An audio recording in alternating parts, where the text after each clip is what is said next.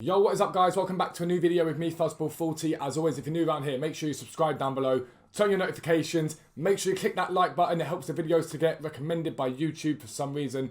That is what they rely upon. And make sure you comment down below with how you've done over Black Friday, any trading you're doing, any of that good stuff. But this video is all about how to trade with fluctuations on the FIFA transfer market. Now, FIFA 20 and FIFA 21 are very different games in terms of trading. I think a lot of us are having to adapt the way that we were used to trading last year and the way that we trade this year.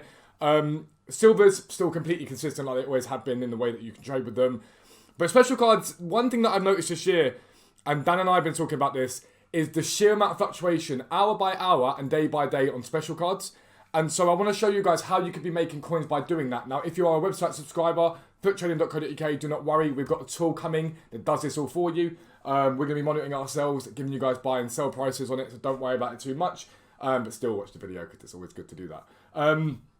But fluctuation trading is very, very, very OP this year because there's such variation at different times in the day in terms of what cards cost and also at different times of the week. I'm showing you guys this on a Tuesday because the market tends to be lowest Monday, Tuesday, Wednesday before rising into weekend league. So if you're using this method, the least risk that you've got here is at the moment, basically. The only thing you have to know at the moment is we saw quite a heavy drop in the market during Black Friday and now the market's starting to rebound. So that's a good time to buy in as cards tend to sort of rise and go up, but it also carries a little bit more risk in a week like this. But it's important to show you. So what I'm going to start by doing is show you some cards on FUTBIN, and I'm going to show you what I do in terms of monitoring their price. Do not trust FUTBIN completely, like explain why in a minute. But I wanted to show you a few tools you can use, get a few ideas of where you are in the game. And this can be used pretty much, even with gold cards you can do this method. So we're going to go into the game and I'll be right back. Short of FUTTRADING.co.uk intro, let's go. FUTTRADING.co.uk is a website built by myself and Dan, aka V273, where we help you guys make millions of coins on the FIFA transfer market for the price of a cup of coffee each week. Tier 1 gets you access to special buy-in prices with shadow cards. It is an incredibly effective way to trade on this game. Hunters are to follow. We also have buy-in prices for gold cards with shadows and hunters on them, so you can buy them, sell them, flip them, make profit. Silver buy-in prices, including a spreadsheet that literally tells you what to buy those cards for when we get silver supply with every single profitable silver filter on FIFA 21. And icon buy-in prices for over, I think, nearly 100 icons we're getting towards now, which is an awesome, awesome, awesome tool for you guys. The buy prices, the sell prices. For £15 a month, you get access to Tier 2, which gives you access to live filters. These are instant profit filters that we have gone out and found on the game. High demand filters where you can pick up cards relatively cheaply, flip them on for very big profit. We've got people in the Discord who are sitting on 10 to 50 million coin coin balances already. What are we in? We're not even in December yet. So make sure you check out FUTTRADING.co.uk for all your trading needs. But for now, let's get into the video. So I realised in that last part I said to you guys to see you in the game, I meant to see you on FUTBIN. But I'm going to get up a few of these rule breaker cards. Now, the reason why special cards, in my opinion, are more effective in this method, especially icons as well, is they tend to hold a relatively consistent price. Now, there's limited supply of these cards on the game and on the market. So there's always demand and there's always a sort of demand outweighing supply at different times of the week in terms of the price being consistent. With gold cards, they're continually being packed. So in my opinion, I'd try and steer away from gold cards if you can. We're going to start with Daniel Podence as an example. So Daniel Podence right now, ignore this one here. It's an undercut. This is the price here you really need to worry about. And on Xbox, 84. On PS, 76. It gives you a rough idea of what his price is now. But what we're interested in is what his price does at different times on the game. So if we start looking at Xbox, so at the moment, obviously, price 84,000. I'm going to show you the ones on the game that have sold. I want to get an idea of what he's been doing in the last 24 hours. So today, if we look at him, he's been 82 at a low so far today of 75,000 coins at one point before rising up to where he is at now. So if you look at this as well, this bit here gets up to 9 PM and tells you he's been 79k. Now, I know he's 84k because I've checked him on the market. I'll show you the ones that have sold. But we know that there was a low of 75,000 coins. Now, this is an average price. I always say this to you guys. It's important you know that. This does not mean he was 75,000 coins. It means that he was around, give or take, 75,000 coins. You can pick him up cheaper than that usually. Now, if you're buying into it 75,000 coins at a low end of his fluctuation and selling him now for 84,000 coins, it's just short of 5,000 coins profit per card that you bought into at that point. Now, as you can see, right now he's starting to climb, which is probably to a degree people buying into him. And he rises up to 81, and he's now at 84. Look at Iko Para, for example. Ignore the 50,000. He is about 51, 52 on the market right now. If we look at him at a low of 47 yesterday, today his low has been 48, give or take. Again, you can pick him up lower than that. He got as high as 53 at one point before coming down again.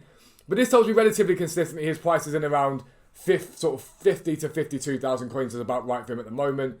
Yesterday a low of 47 was low he got to, and the highest he hit it was 50,000 yesterday. Sunday, weekend league, and around that time people sell off again 46, 47,000, highs of 50,000. And it gives me a rough idea of what all it is a rough idea. And this is the important point here. It is a rough idea. And I don't want to... you can't rely just on FUTTRADING. FUTTRADING's got loads of great tools. But I use FUTTRADING to tell me what the market is doing. I then go and do my own research, set up my own spreadsheets, and get an idea of my own sell prices. Marco Solente, this is actually Marco Royce, sorry. 444 is his price. Again, this is quite a hefty undercut. I look towards more here. But again, today, relatively consistent price all day, 435. Nothing really, no massive change. Sort of quite a big climb sort of from there up till 8 p.m. before dropping off quite steadily here now to 445. Yesterday again, a low of 430 before a high like 456 at one point. Again, average prices. Does that mean you can't pick them up cheaper than 430? Of course you can. There's probably undercuts them at 420.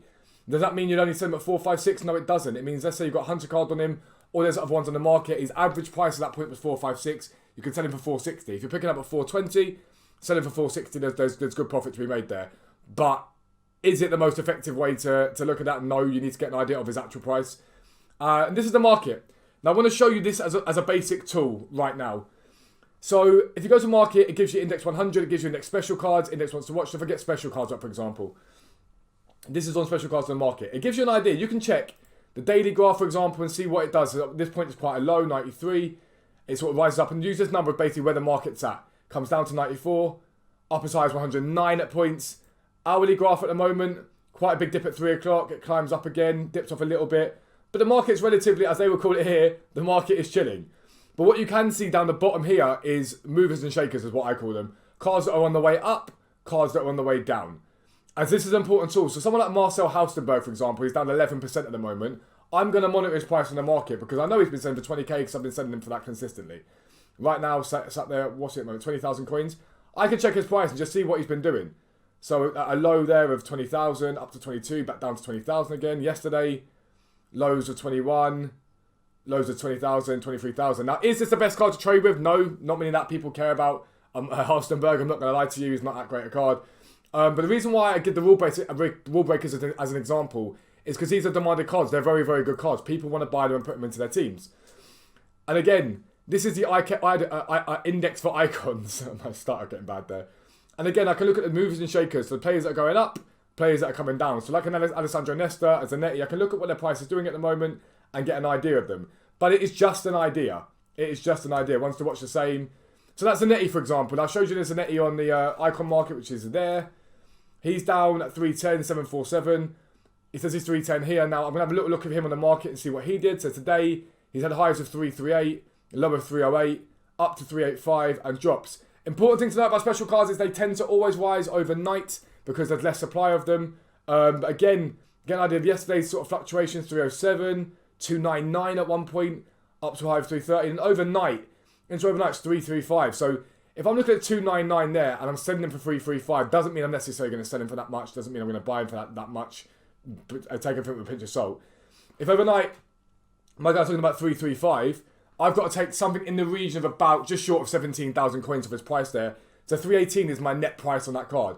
If I bought in at 299 when he was there, I'm looking at give or take close to 20,000 coins profit on this card.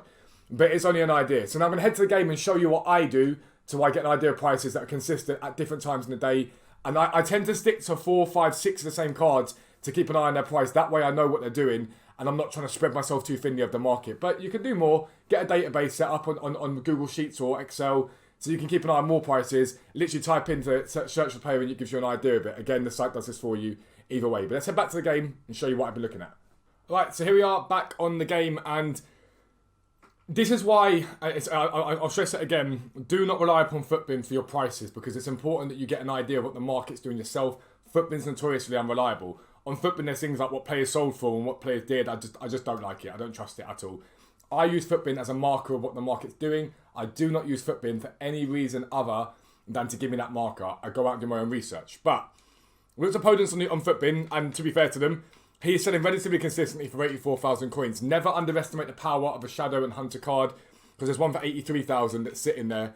Chid him, not sell him, because it hasn't got a hunter on it. But all the opponents is here selling for 84,000 coins.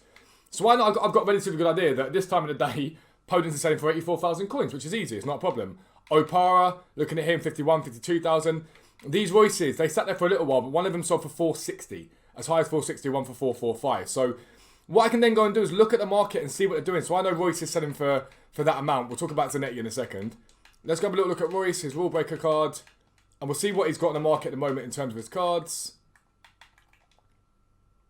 So we've got 458 and a 457. I'll add them to transfer targets. But I know he's been selling for 460, so that's fine. Tonight, if Royce is a big dip at 6 PM, I prefer to buy into cards at 6 PM onwards. It's when more people in the game, the prices can dip lower. And then you can pick up cards and then sell them into the higher fluctuation.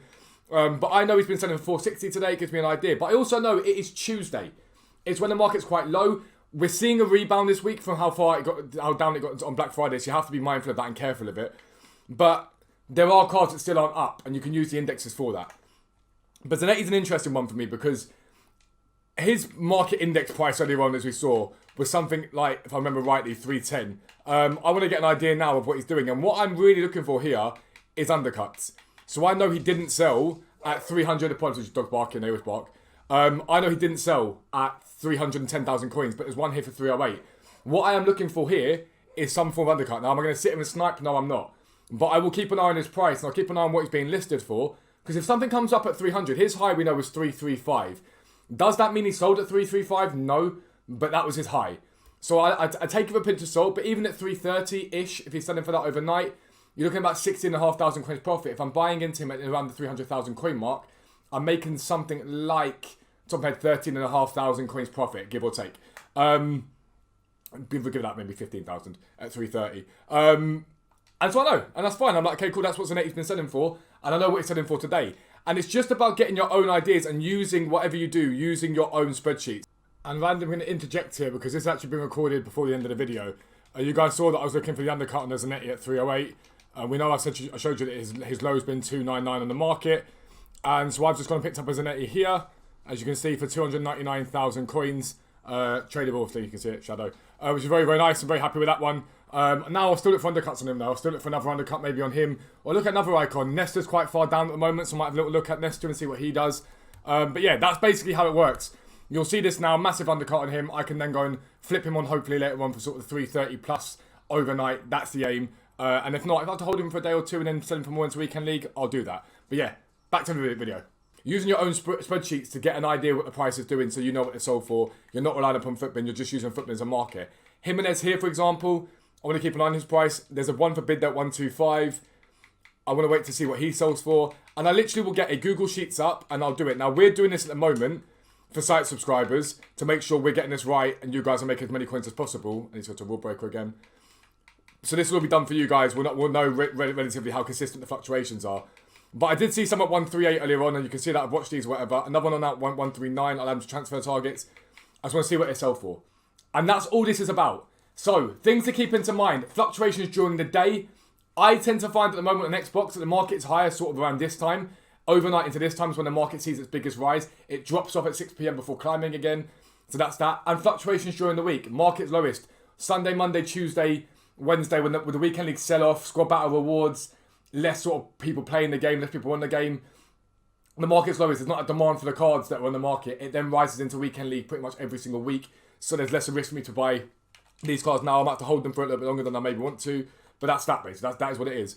But whenever cards aren't selling for what Footbin say, I always look for the undercut. I look for the undercut on these cards. That's Zanetti, for example, hasn't sold for 318. Whoever's got that might now relist. You might see the 308 there and go, let me undercut that to 304. And you keep doing that, and eventually you'll see him come down in price.